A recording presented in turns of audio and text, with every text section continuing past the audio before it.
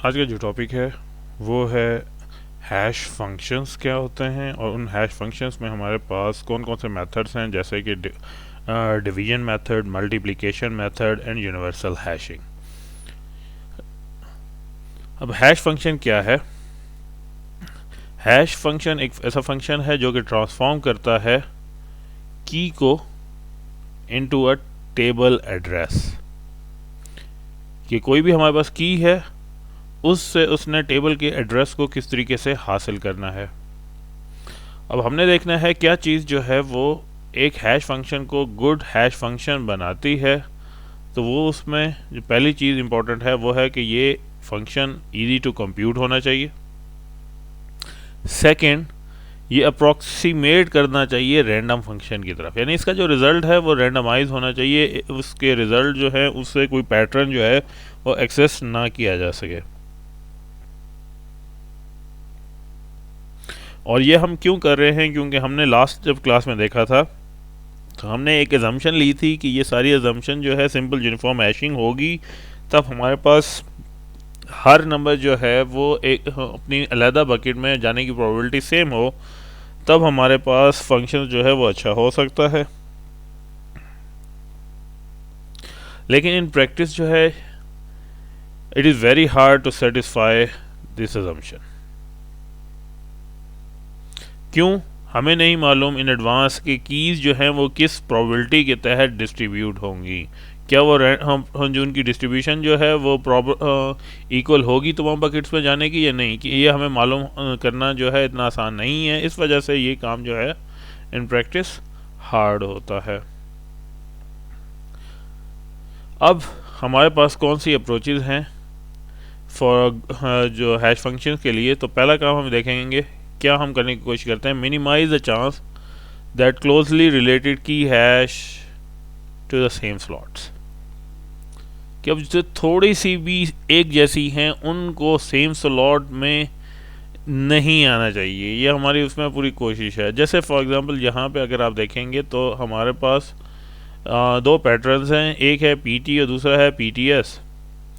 अब हमारा टारगेट क्या है कि ये दोनों सेम स्लॉट्स में नहीं आने चाहिए, ये हमेशा दूसरे डिफरेंट स्लॉट्स में चले जाने चाहिए। हालांकि इसमें दो करैक्टर जो हैं वो सेम आ रहे हैं, लेकिन फिर भी हम कोशिश यही कर रहे हैं कि ये डिफरेंट के अंदर जाएं।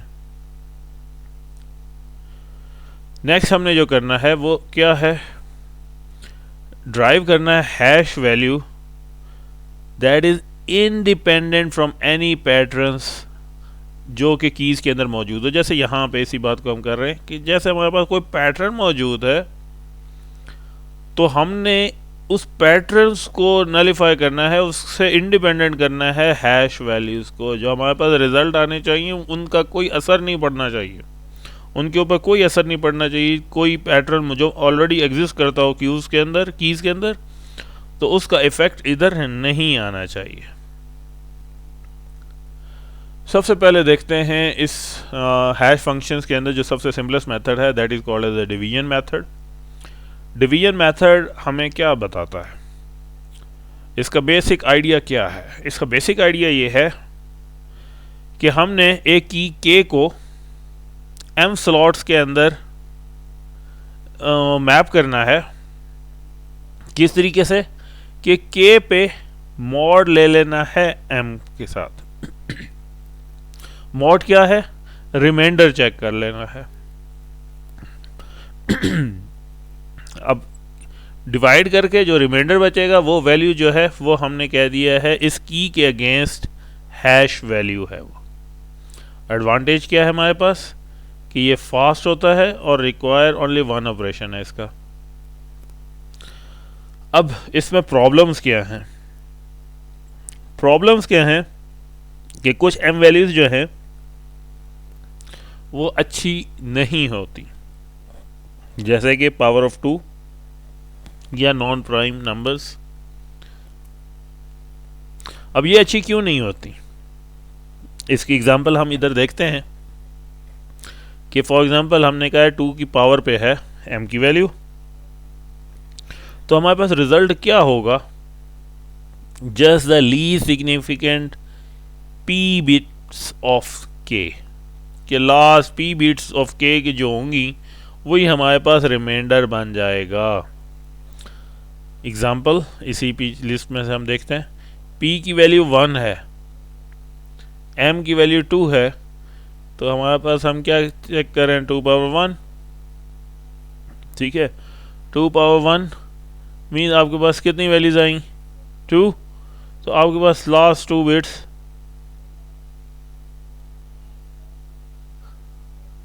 1 बिट जो है, लास्ट 1 बिट जो है k की, वो आपके पास इंपॉर्टेंट हो जाएगी। उसकी वैल्यू 0 या 1 हो सकती है, और उसी के ऊपर ही सारे वैल्यूज़ के रिजल्ट आएंगे। इसी तरह अगर p की वैल्यू 2 है और m की वैल्यू 4 है, m की वैल्यू 4 है, तो हम क्या चीज़ चेक कर रहे हैं, 2 पावर 2 यानी 4 चेक कर रहे हैं। ठीक है, अब हमने कहा था लीस्ट p बिट्स, तो लीस्ट 2 सिग्निफिकेंट बिट जो होंगी वो हमारे पास, जैसे यहाँ 2 बिट्स किसी भी नंबर की होंगी, तो वो 2 बिट्स जो हैं वो इसके लिए इंपॉर्टेंट हो जाएंगी। इस चीज़ को अंडरस्टैंड करने के लिए हमारे पास ये एक टेबल बना हुआ है, इसमें हम एग्जांपल देखते हैं पहले 100 की, k mod 100 पे। अब k mod 100 के ऊपर आपके सामने क्या वैल्यूज आ रही हैं, तो अगर आप देखें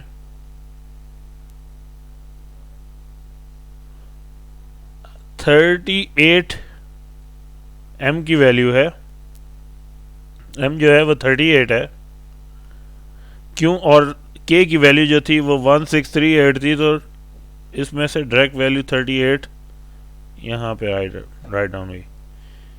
ये 58 है, ये 58 हो गई, 13 है, ये 13 हो गई। क्यों? हमारा टारगेट ये था कि ये पावर ऑफ 2 में किसी तरीके से नहीं आनी चाहिए, लेकिन वैल्यूज जो हैं क्लोज टू दी 2 पावर 2 की किसी पावर के अगेंस्ट आ रहे हैं, जिसकी वजह से इसके अंदर से बिट जो है एज इट इज़ कॉपी हो रहे हैं। रिलेशनशिप जो है वो हमें बनता हुआ नज़र आ रहा है। लेकिन अगर ऐसा ना होता 97 के ऊपर जैसे हमारे पास यहाँ पे है, तब आप देखें वैल्यूज़ के दरमियान में रिलेशनशिप कोई सिग्निफिकेंट हमें नज़र नहीं आ रहा। हम पिक नहीं कर सकते कि इसकी वैल्यूज़ क्या होंगी अनलेस हम उसकी वैल्यू डिवीजन मेथड के तहत कैलकुलेट आउट कर लें।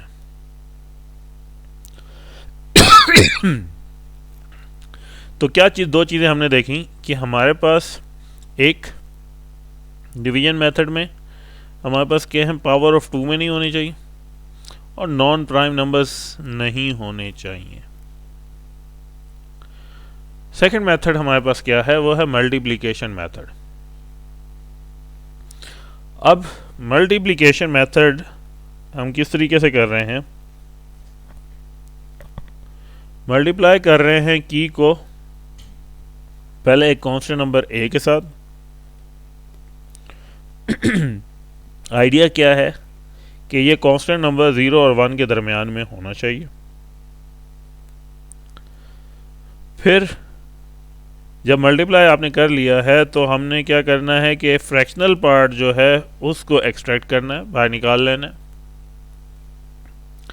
फ्रैक्शनल पार्ट बाहर निकालने के बाद नेक्स्ट थर्ड स्टेप क्या करना है कि फ्रैक्शनल पार्ट को मल्टीप्लाई कर देना है m के साथ। जब ये काम कर लिए, फ्रैक्शनल पार्ट को m के साथ मल्टीप्लाई कर दिया, तब आपने फ्लोर ले लेना है रिजल्ट का।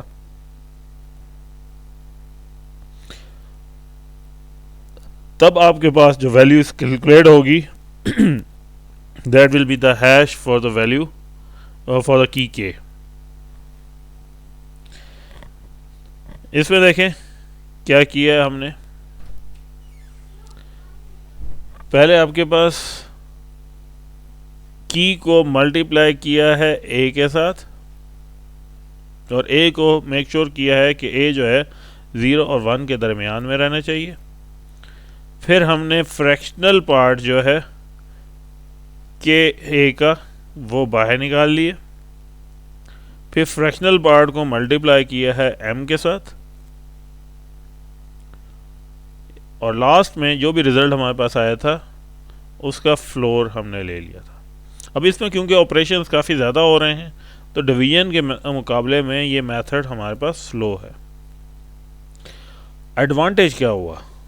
एडवांटेज ये हुआ है हमारे पास कि अब हमारे पास m की वैल्यू के ऊपर इतना ज़्यादा डिपेंड नहीं कर रहा। स्पेशली जो हमने देखा था डिवीजन मेथड में प्रॉब्लम आ रहे थे कि 2 की पावर्स के ऊपर आपके पास m वैल्यू डिपेंड कर रही थी, तो रिज़ल्ट में से जो पैटर्न्स थे वो एक्सट्रैक्ट हो रहे थे।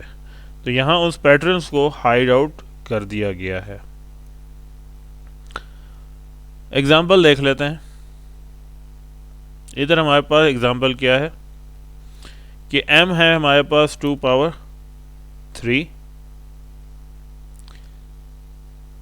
अब एक की हमारे पास मौजूद है,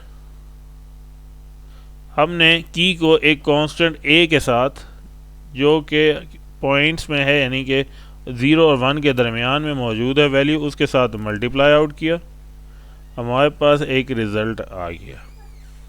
अब रिज़ल्ट में हमने ये पोर्शन डिस्कार्ड कर दिया, फ्रैक्शनल पार्ट जो था वो हमने बाहर निकाल लिया। अब फ्रैक्शनल पार्ट को मल्टीप्लाई करना था m के साथ, तो हमने उसमें क्या किया है, क्योंकि 2 पावर 3 था तो उसके लिए हमें शिफ्ट करना है टू द लेफ़्ट, तो हमने वैल्यूज़ को शिफ्ट किया लेफ़्ट पे।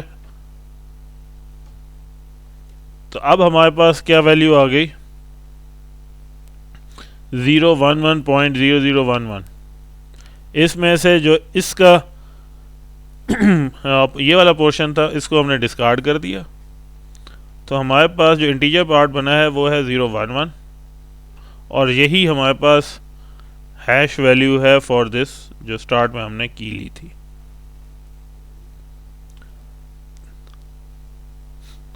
अब देखें इसका और नंबर की का और यहाँ पे जो हमारे पास वैल्यू आई है इसके दरमियान में कोई रिलेशनशिप हमें नज़र नहीं आ रहा। काम दोबारा देखें क्या करना है, पहले की को a के साथ मल्टीप्लाई करना है, जब मल्टीप्लाई हो जाए तब हमने रिज़ल्ट में से फ्रैक्शन पार्ट निकाल देना है। फ्रैक्शन पार्ट निकाला बाहर हमने, तो उसके बाद m के साथ मल्टीप्लाई करना है। इधर मल्टीप्लाई करने के लिए हमने क्योंकि 2 पावर 3 था तो 3 बिट लेफ़्ट जो है वो शिफ्ट किया। फिर उसके बाद हमने उसमें से जो इंटीजर पार्ट था उसको बाहर रखा है और जो बाकी पार्ट था फ्रैक्शन पार्ट था उसको निकाल दिया। तो आपके पास रिमेनिंग जो values I that is the hash value for this की।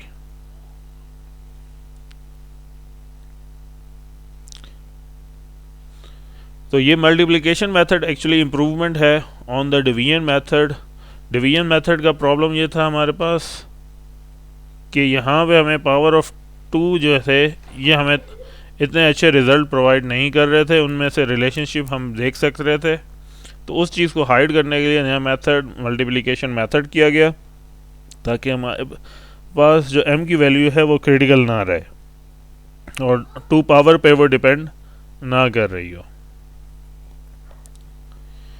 थर्ड मेथड हमारे पास जो है वो है यूनिवर्सल हैशिंग का।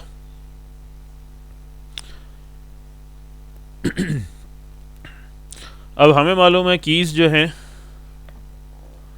हैं वो रैंडमली डिस्ट्रीब्यूटेड नहीं होती।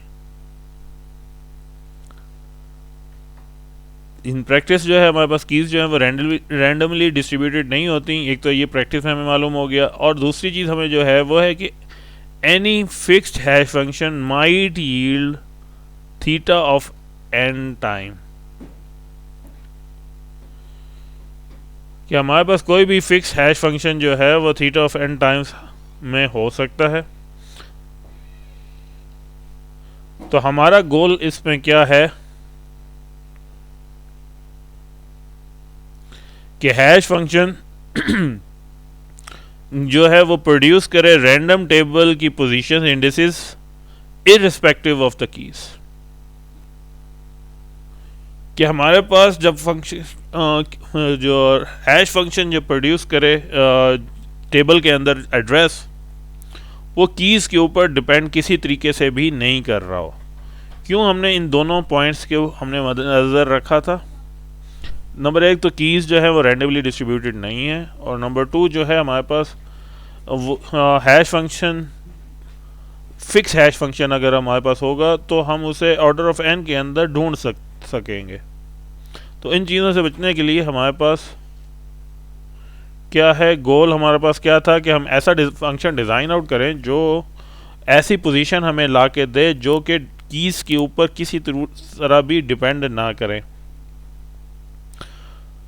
तो आइडिया हमारे पास क्या है कि हम कोई एक फंक्शन जो है एट रैंडम सेलेक्ट आउट कर लें। बहुत सारे फंक्शन हैश फंक्शन हो सकते थे, हम कोई एक सिलेक्ट कर लें।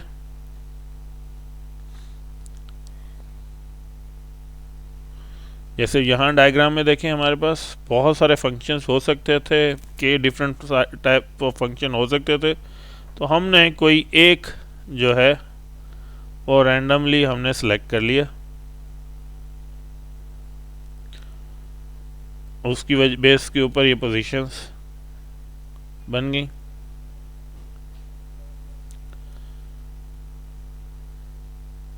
अब इसके अंदर हम क्या करने की कोशिश कर रहे हैं, कैसे डिफाइन कर रहे हैं कि ये हैश फंक्शन के जो है यूनिवर्सल सेट को मैप कर रहा है 0 से m वैल्यूज़ तक या m-1 वैल्यू तक हमें मैप कर रहा है। अब इसको हम यूनिवर्सल उस वक्त कहेंगे, इस सेट टू बी यूनिवर्सल, कि अगर दो वैल्यूज़ हैं x और y जो कि बराबर नहीं है, तो क्या हो, hash function for x and hash function for y बराबर होने के चांस उस वक्त हो जब हमारे पास टोटल हैश फंक्शन की कार्डिनैलिटी या नंबर ऑफ एलिमेंट्स कह लें डिवाइडेड बाय m के बराबर आ जाए। क्या है ये चीज़ जो हमारे पास यहाँ पे मेंशन है, वो क्या है कि number of elements in h, कि इस हैश फंक्शन में जितने नंबर ऑफ एलिमेंट्स आ रहे हैं minus cardinality of h। Cardinality क्या चीज़ होती है, हमारे पास number of elements in a set, और सेट में याद रहनी चाहिए चीज़ें रिपीट नहीं होती। तो number of elements in h minus cardinality of h divided by, ये हमारे पास नंबर ऑफ बकेट्स हमारे पास आ रही थी क्योंकि हमने उसके अंदर मैप आउट करना था, डिवाइडेड बाय m। सो दो वैल्यूज़ x एंड y जो कि बराबर नहीं हैं उनके लिए सेम हैश फंक्शन या सेम हैश वैल्यू अगर होगी तो क्या होगा हमारे पास, इक्वल टू, हमारे पास इसमें आने की क्या प्रोबेबिलिटी होगी कि h number of elements in h minus cardinality of h divided bye m।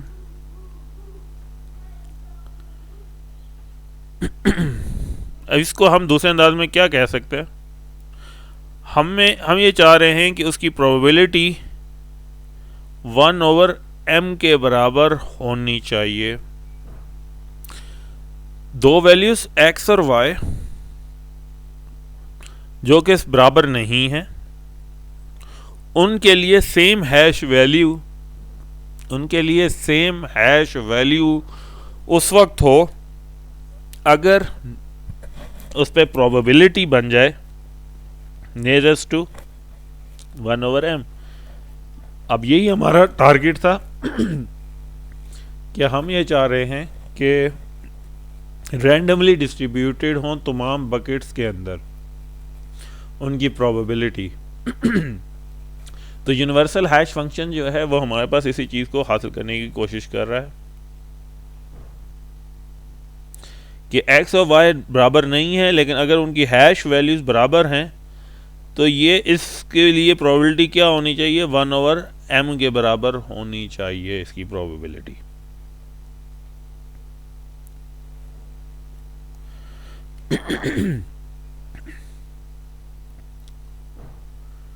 अब क्या है, with universal hashing the chance of collision between two distinct keys, दो कीज हैं उनके दरमियान में हमारे पास कितना चांस है कोलिजन का, नॉट मोर देन 1/m, उनकी प्रोबेबिलिटी जो होनी चाहिए वो 1/m से ज़्यादा नहीं होनी चाहिए। अगर HK और HL are randomly and independent chosen from 0 to m-1, तो हमारे पास यूनिवर्सल हैशिंग की डेफिनेशन जो है वो इसी चीज़ के ऊपर बन रही है कि हमारे पास कोलिजन के चांसेस जो हैं वो 1/m होना चाहिए, इससे ज़्यादा नहीं होना चाहिए। अगर हमारे पास कोलिजन के चांसेस 1/m से ज़्यादा हो जाए तो यूनिवर्सल हैशिंग की डेफिनेशन ब्रेक डाउन हो जाएगी, जो हम नहीं चाहते। क्या किया अभी तक हमने इसके अंदर, सबसे पहला टारगेट हमने ये रखा कि हैश फंक्शन जो है पहले कोई एक रैंडमली पिक हो तमाम सेट में से, फिर डेफिनेशन के मुताबिक दो वैल्यूज़ के x और y की हैश वैल्यू अगर कोलाइड करती हैं, सेम हो जाती हैं, तो उसकी प्रोबेबिलिटी जो है वो 1/m के बराबर आनी चाहिए।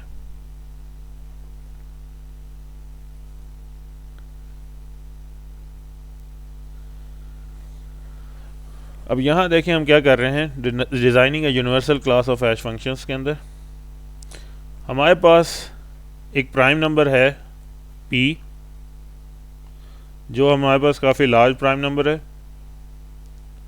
सो हमने कहा कि इसके अंदर जो कीज़ होंगी वो रेंज करेंगी हमारे पास 0 to p-1 के दरमियान तक। अब दो सेट्स हैं हमारे पास, एक है ZP और एक है ZP स्टेरिक, यानी इसके अंदर 0 से p-1 तक है, इसमें 1 से p-1 तक है।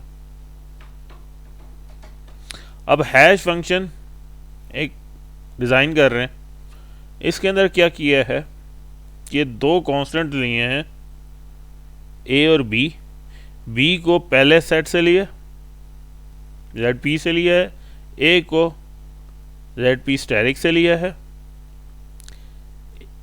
a इंटू k जो आपके पास की है उसको ऐड किया है b के साथ,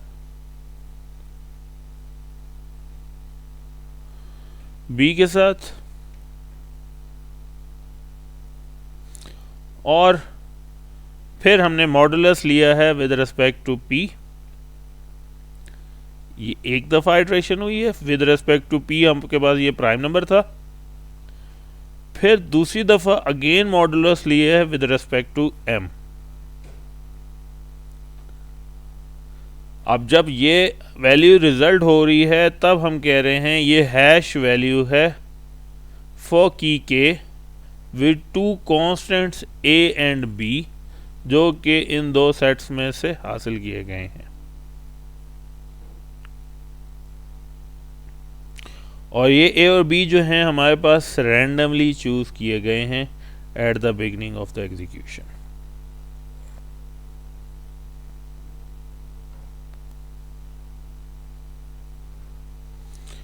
एग्जाम्पल देखें, p की वैल्यू है 17 जो हम कह रहे हैं प्राइम नंबर्स है, और m वैल्यू है हमारे पास 6, a सपोज 3 है और b आपके पास 4 है, कि आपके पास कोई वैल्यूज मौजूद है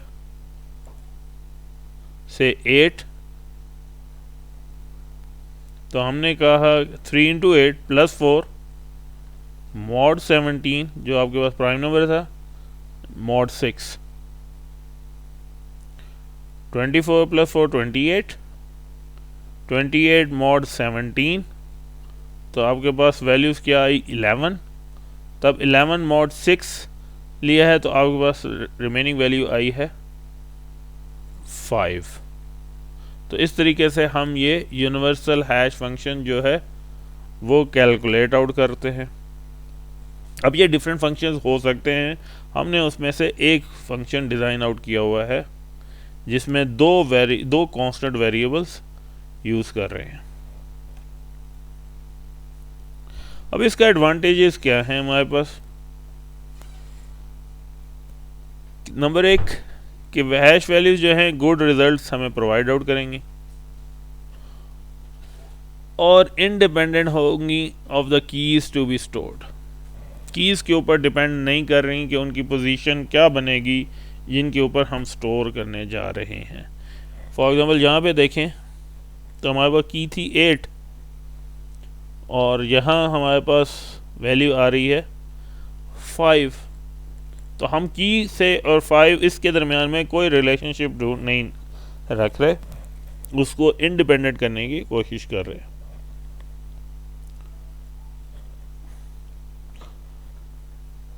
अब ये क्या गारंटी करता है? No input will always elicit the worst case behaviour, कि एक ही जैसा वर्स्ट केस बिहेवियर जो है वो यहाँ पे हमारे पास नहीं आएगा कि एक ही तरह वैल्यूज़ जो हैं वो ज़्यादा से ज़्यादा कोलाइड करना शुरू कर दें। और पुअर परफॉर्मेंस जो होगी वो कब अकर करेगी? जब हमारे पास जो हमने हैश फंक्शन जो बनाया है वो इनएफिशिएंट हो जाए।